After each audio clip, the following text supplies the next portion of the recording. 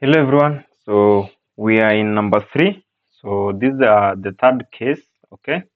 So for this case also same steps continue. So we're saying take my guess to be y equal e raised to mx.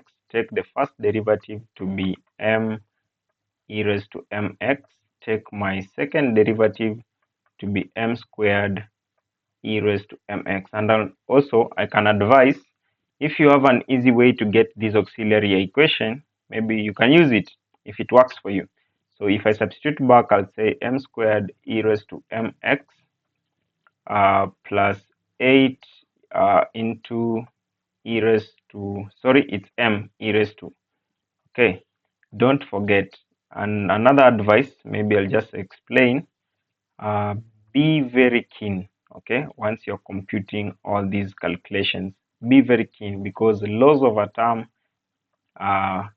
ensures a wrong answer. Okay, so that's my value. So I'm saying pulling out e to the mx, so it will be e raised to mx into m squared plus 8m plus 25. Okay, should give me 0. This is my auxiliary equation.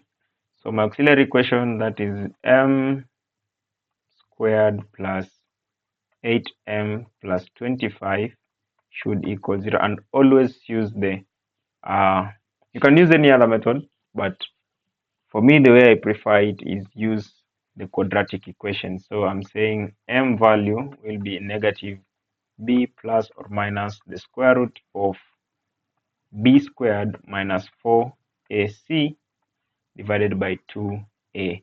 If I simplify that, I'll get minus 8 plus or minus the square root of b squared, which is 8 squared, which will go down to 64. Okay, 8 squared, which will go down to 64, minus 4 multiplied by the value of a, which is 1, multiplied by the value of c, which is 25. Okay, divide that by 2. Okay, so we'll solve for this. We'll get minus 8 plus or minus. So this is 100. Okay, so there's a multiplication sign here. This is 100. So if I take 64 minus 100, I should get negative 36. Okay, so I'll get the square root of negative 36, divided that by 2. If I simplify these, I'll take you back to complex numbers. So we usually say the square root of negative 1 equal I. Okay, so for this case, so if I factor these, I'm saying if I say the square root of negative 1 multiplied by the square root of 36, I should get the square root of negative 36. Okay, of which this will go down to I. Okay, and this is sort of multiplying by 6, which will go down to 6i. Okay, so that's how we get it.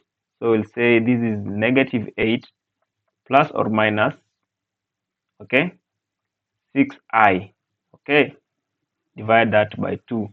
If I simplify this a bit, I should get negative 8 plus 6i, or I should get negative 8 minus 6i. Then I'll divide this by 2, divide this by 2.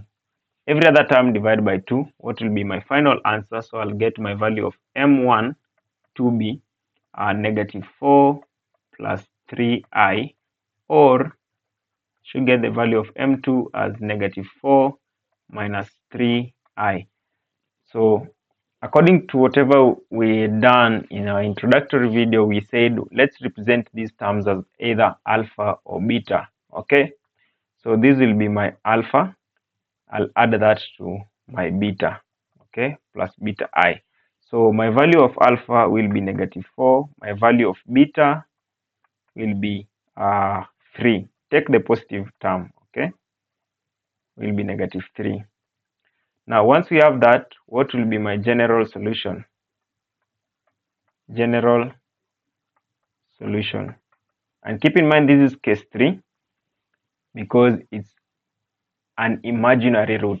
So my general solution will be y of x should give me e raised to alpha. Okay, what's my value of alpha? -4. Okay, alpha, which is -4x into c1 cosine of beta. What's my value of beta? 3. So it will be 3x plus c2. What's my c2 sine of beta x? So what's beta? 3x. So that's how we solve for these second order differential equation. So that's my final answer to that. So please like, share, and subscribe to my channel. Follow for more.